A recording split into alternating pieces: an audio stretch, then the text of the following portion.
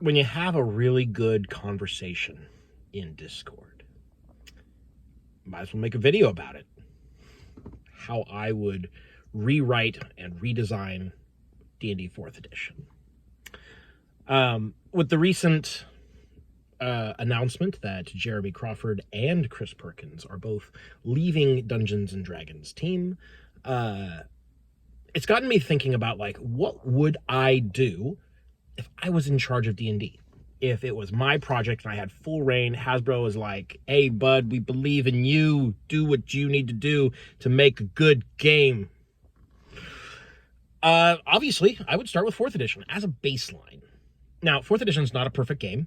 I have certain specific bugbears with it that never got resolved, or got resolved in ways that I find dissatisfying. And so I would seek to address those in a new game that is designed from the ground up to be expandable.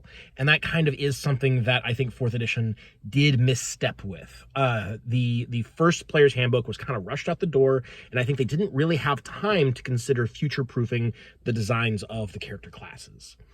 Or the structure of character building as a whole, actually. This becomes most evident, I think, when you start multi-classing or hybriding characters.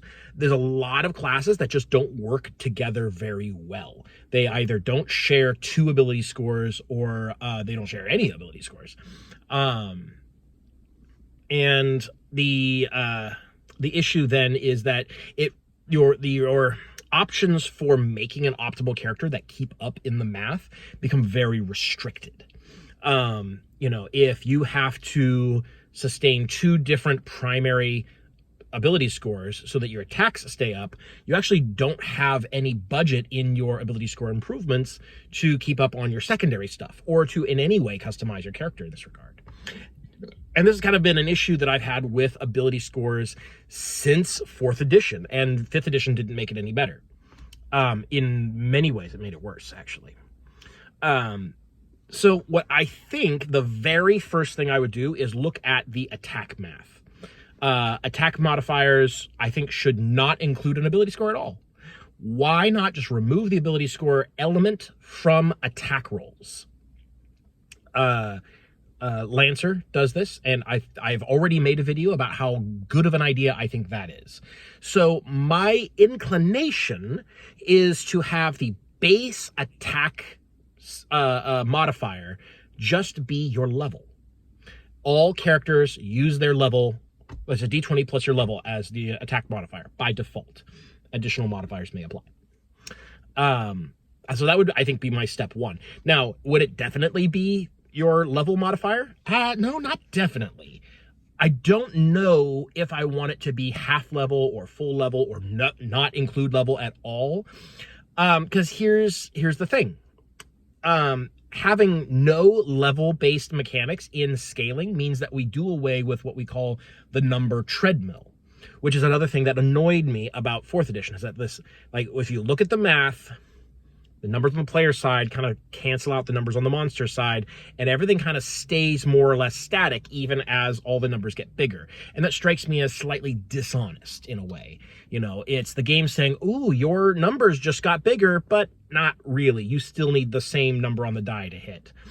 Which is, like, it's important to maintain that, because if you only increase the player side numbers and you don't increase the monster side numbers, that really throws things off in the late game. You don't need very many of those before all players are hitting on 2s and all monsters are only hitting on 20s. Like, that's not really a sustainable model. So you have to have parity on either side. I get that. The question is how much.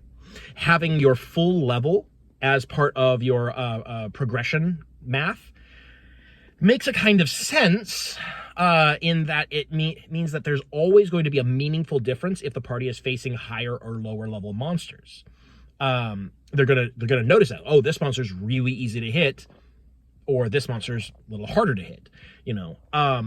But what it also does is it really narrows the scope of what level range of monsters are acceptable and fair and fun to play against. Because sure, a whole party might be able to beat a monster that's 5 levels higher than them, but hitting on a 14 plus doesn't feel good. Like, that fight is going to be a slog because you're missing more often than you're hitting. That's how Pathfinder does it, and that annoys me. That I think is really, it's just not good design. So you have to have like a pretty narrow band of monster levels that that the players can face if you're doing full level progression. And that's what I would default to first. That's like my first avenue of exploration. What I would not do, emphatically would not do, is I would not have ability scores factored in, and I would not have magic items with enhancement bonuses being the default. Why? Because it makes the math a little bit messier, in that now your automatic scaling on the player side and automatic scaling on the monster side have to be different. And it also creates false progression. You know, it's not so exciting to get that new +5 weapon when you know that A, you already have a +4 weapon, so it's not that much better, and B, you're only getting this so that you can keep up with the monsters. And not getting it would be a penalty, rather than getting it being a benefit. So what I for sure do not want to do is have accuracy-based numbers be based on anything optional. But that should all happen, whether it happens or whether it doesn't, it should all happen automatically, you know. So that way, if you happen to get a weapon that gives you +1 to hit, which could still be a thing, then it's just a bonus. It goes beyond the normal expected prescribed curve of accuracy. So that's number one. So it's kind of number one and number two.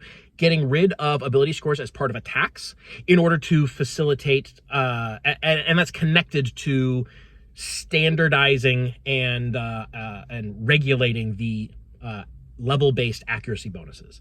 The first part of that not only helps keep the number treadmill under control, it makes it more something like happens in the background. You don't really need to pay attention to it. In that, like, as a player, I no longer need to constantly invest in a primary ability score in order to keep up to parity. That's the big thing that I want to avoid. But more like a side benefit of that is that then classes will now cooperate a lot more easily, you know? Like a fighter and a cleric didn't really cooperate that well because, you know, fighter is primarily strength and then like maybe dex or constitution for like a secondary, depending on what kind of weapon you're using. And if you want to multi-class or hybrid into cleric, well, that's wisdom primary. I know that they also had a strength primary, but we'll get to that aside. That's a separate step. Wisdom primary, and then like a charisma secondary. Like there's no overlap there, and so they don't really work that well together because it requires too much investment in your ability scores, more than you have to spare. So, getting rid of the ability score element in the attack math helps in both of those cases. And also, another side benefit, helps remove the cases where some classes have 2 primary ability scores and they kind of have to pick one, and then half the powers available to that class don't even apply because they're for the wrong ability score, which is super annoying and could just go away. You notice that there are none of those classes in the PHP 2 or beyond because the designers figured out, oh, this is actually a bad idea and is hard to support. So, step one, figure out the attack math and make it work and future-proofed for products going forward. Number 2, this game would be under an OGL, a very OGL, if you will, rather than trying to do the whole GSL thing that 4th edition did originally. Also, I would, if at all possible, wait on the release because we've got recession / maybe depression coming up in the US right now, maybe globally. And you don't want to release a brand new, big, high budget game into that environment. So learning from the mistakes of the past, because that's what happened to 4th edition. We're going to get the license under control and make sure that it is something that the community can rally behind and work with, and third-party publishers can work with and they approve of, and it is friendly to them. And we're also going to make sure that we release this game into a favorable economic environment. So those are the big things. After that, we would start picking into my my little bugbears, my smaller complaints. For example, I don't think AC needs to exist. I know that's weird. That's maybe blasphemous to someone who is supposed to be designing for Dungeons and Dragons. Dungeons and Dragons has had armor class since the very beginning. Yeah, but now we have Fortitude, Reflex, and Will. And Reflex kind of does what armor class is supposed to do, right? So I think that eliminating AC and just having Fortitude, Reflex, and Will would be beneficial to the game overall. Now, how does armor work? Armor adds to one or more of those defenses. Heavier armor will tend to favor Fortitude. Lighter armor will tend to favor Will. And mediumer armor, if you will, would tend to favor Reflex. But there could be different types of armors that sort of spread their bonuses amongst those three. But none of them are going to be huge, because we still want to ensure that we can support the armorless classes, your monk, etc. Those classes would then have features that sort of bump up their defenses as if they were wearing armor. So that's easy enough. Magic armor, magic weapons, etc. would primarily only have properties. Getting a +1 or a +2 on a weapon or on armor would be exceedingly rare. So anyways, yeah, Fortitude, Reflex, and Will, I think it works just fine, and I think it is more cohesive as a concept when combined with hit points. Because it's weird to have Reflex and AC and hit points all being coexisting elements that say, like, did you or did you not take the full brunt of this hit? Like, I don't think we need 3 separate layers of did you get hit in existence simultaneously. So eliminating one of those, I think, would help. I would not go so far as to remove hit points, despite the fact that I think that there are generally better health and injury type systems. I think hit points do a good enough job for what they do, or for what they're for, that they could still be used in D&D. And I think particularly 4th edition uses hit points pretty well, along with healing surges, etc. But healing surges reminds me of the other big thing that I would do. No more daily resources. No healing surges. Well, not no healing surges, but healing surges are not daily. And daily powers, no longer daily. Healing surges, I'm envisioning, and this would have to undergo some playtesting, of course. I'm envisioning getting back 1 healing surge per short rest, or at the end of each encounter. You can't just keep, chaining short rests to get back healing surges. At the end of each encounter, you get a healing surge back. Maybe an extra one on a milestone or something like that. Defender classes would explicitly get more, so that they can soak up more damage, and it is even more beneficial for any damage that the party does take to be directed to them. What I'm envisioning for daily powers, which would be just like your big powers, your superpowers, if you will, or whatever terminology you would come up with, instead of being daily effects, which means that you use them once and now you're kind of without your big gun for the rest of the day. Instead of that, I would have them be basically the same as encounter powers, but you can only use so many big powers per encounter. So you still get your big, dramatic, dynamic moments where you're using your biggest ability, and you're going to get that every single encounter, but you can only use them basically you have a more limited selection of them. So you'll get a number of encounter powers, and I would probably start out brand new characters with more powers than they did in 4th edition. Not by a lot, but a bit more. Specifically just to make sure that that there is a distinction between them and these big powers. You know, you get one big power per encounter for a while. And in fact, probably, maybe like one per tier. Like, it would scale up very slowly. You would get more big powers as you level up faster than your allotment of big power charges per encounter would go up.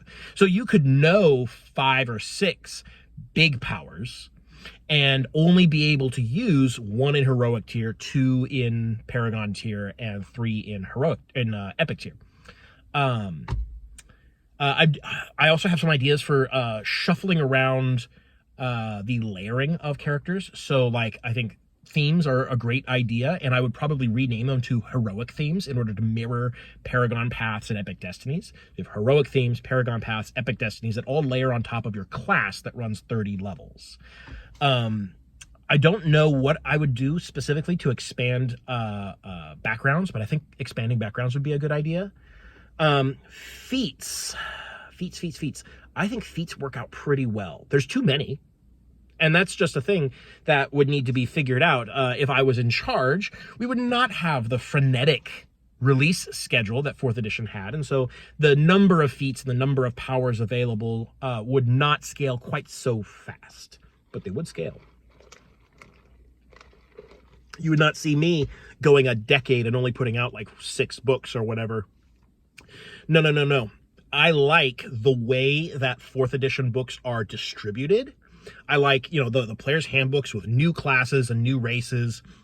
And I like the power series that expands options for existing classes based on power sources. I think that's all pretty neat. I like that. It's intuitive and it makes sense. What I don't like is a new player's handbook every freaking year. That is not necessary, and I don't know that there is an economic environment that can support that kind of release schedule. That was doomed to fail from the very beginning. So I'm thinking maybe like a player's handbook every other year. And then like a new supplementary book, such as a power book or an adventurer's guide or whatever, adventurer's vaults.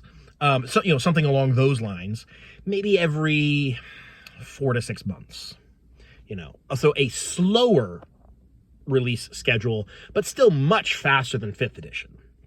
5th edition is so dry. It's so starved for content that I would not be able to tolerate that. That's one of the very first things that annoyed me about 5th edition was the lack of releases before I even started having really serious problems with the system itself. Yeah, there's a lot of like little things that like I don't know that are necessarily worth bringing up on a video. Things like exactly how multi-classing works, I don't think is an especially, like, I think it could be improved. Like, it's not that it's bad, I think it could be improved. That kind of thing. I think hit points and damage, the math behind that needs to be re-examined and really locked down in order to avoid the issues that early 4th edition had with regards to fights becoming quite long at higher levels.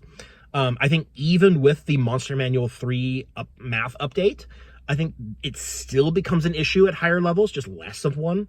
And I think that could be really narrowed in a lot better. And I have a few sort of vague ideas about how to arrange that.